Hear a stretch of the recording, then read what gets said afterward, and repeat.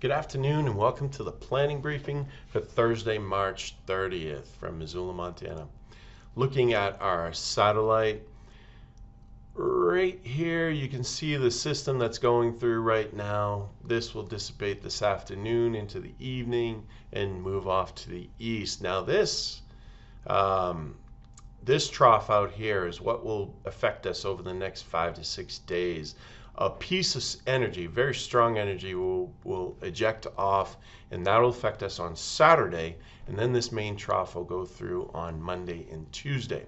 So, key points: a robust spring cold front on Saturday. It's going to bring strong winds. Winter impacts are going to be mainly in the mountains, but there will be some isolated valley impacts. Then on Sunday, scattered showers with limited impact, and that system I was telling you about, the main trough, comes through. An organized winter storm to our south. As of now, potential widespread winter impacts. Looking at the weather threat matrix, just to give you an overview, tomorrow, leftover moisture from today's system, showers in the mountains, and then our robust system on Saturday, bringing moderate impacts to north central Idaho, northwest and west central Montana, and southwest Montana may have moderate impacts. We're beginning to change our thoughts on how southwest Montana is going to happen, and snow and wind for Lemhi County. Then, this is not an April Fool's joke, snow at all levels on Sunday, Monday, and Tuesday, and depending upon where that system goes, there could be some moderate impacts for southwest Montana and Lemhi County. All right, let's talk about this robust spring storm, Saturday into Sunday.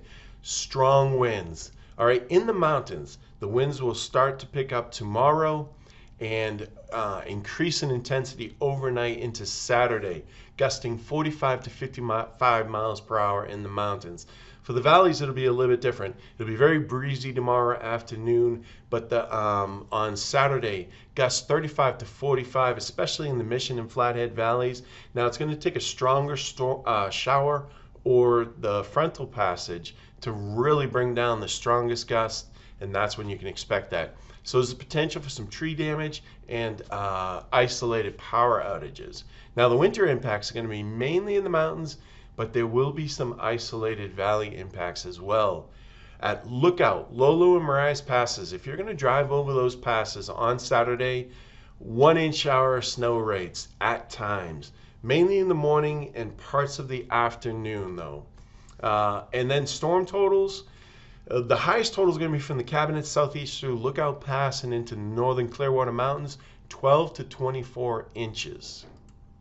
So here is our April 1st winter storm. We've put out watches for the glacier region, including the Flathead Range and the Mission Mountains, and from Lookout Pass down through the northern Bitterroots as of right now. So our max wind gust forecast, you can see a lot of 30 to 35, 35 to 40 miles per hour in the valleys. There'll be stronger gusts than forecast in stronger showers and with the frontal passage than what you're seeing here. But during the mountains, like I said, winds will start tomorrow, increase in intensity overnight Friday, and by Saturday, 45 to 55 miles per hour in the mountains from the southwest all day. Valleys will generally have 35 to 45 mile per hour gusts. The highest are going to be in the Mission and Flathead valleys, and it's really going to take a strong shower or that frontal passage to bring down the strongest gust. All right, the potential exists for downed trees and localized power outages. This is a probability for wind gusts over 40 miles per hour, and you can see pretty high probability over much of the area. The mountains, it will happen throughout Saturday. For the valleys, it's going to take that stronger shower or the frontal passage. Now, this is the probability for 50 miles per hour, mainly in the mountains, but in the valleys, it can happen short duration in the strongest of showers and with the front. As you can see, 20 to 30% in Missoula, generally throughout southwest Montana 10%, and northwest Montana 10%. The expected snowfall ranges Saturday into Sunday. The mountains will generally get up to 12 inches, but in a corridor from the Cabinet Mountains down through Lookout Pass, the northern Bitterroots, and into the northern Clearwaters, 12 to 24 inches. For the valleys, it'll be a different story. During Saturday morning, probably between the times of 3 and 9 a.m., US 2 from Kyla to Happy's Inn, 1 to 2 inches generally, with a few isolated spots getting 3 inches. Then during the afternoon, it's going to warm up in the valleys. There probably will be no winter impacts until the front comes through. When the front comes through, snow levels crash, and you can expect a trace to 2 inches with the frontal passage. And then from west central Montana, from Lookout Pass into southwest Montana, and during the evening on Saturday, we're expecting some snow bands to develop, and it could be up to 3 inches in any of those snow bands, or even a heavier shower in those areas. So that's when the valleys really come into play. Will be evening Saturday.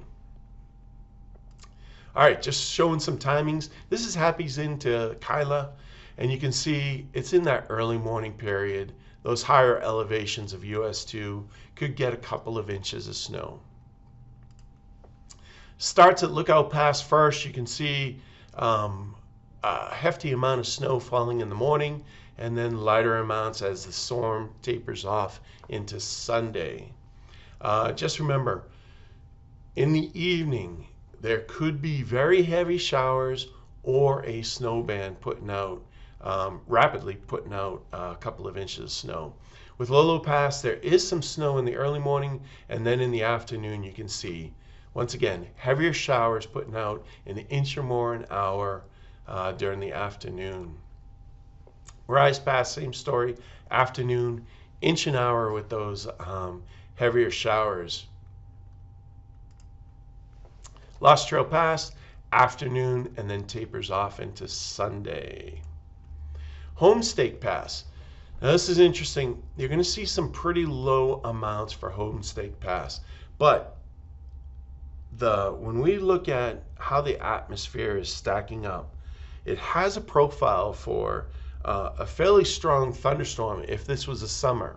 This is the type of showers that this is going to be capable of producing in the evening, where the snow is just going to come down very heavy for a short period of time in the evening if you are impacted by one of these showers. So you can expect there is the potential for Homestake Pass to have some problems traveling during the early evening period.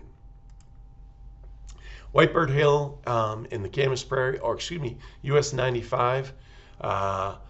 This is mainly going to happen overnight into the afternoon, and I think by afternoon the sun is going to be able to overcome some of those snow intensities, and it'll be more of a slushy, wet snow on the roads. But during the morning, there is the potential for some snow accumulation over Whitebird Hill. All right, you may be wondering, when is this going to end? Well, this is the Climate Prediction Center's 8 to 14 day outlook, and it's showing for most of our area 30 to 50% chance of being below normal temperatures through the 12th of April. Now, I am going to give you a little bit of optimism or outlook. It does look like a ridge of high pressure will build late, maybe in around 8, 9, 10 April, which could bring us back to normal or warmer. But there's more to come on that. Right now, the outlook says 30 to 50% chance of being below normal. And that is not an April Fool's joke.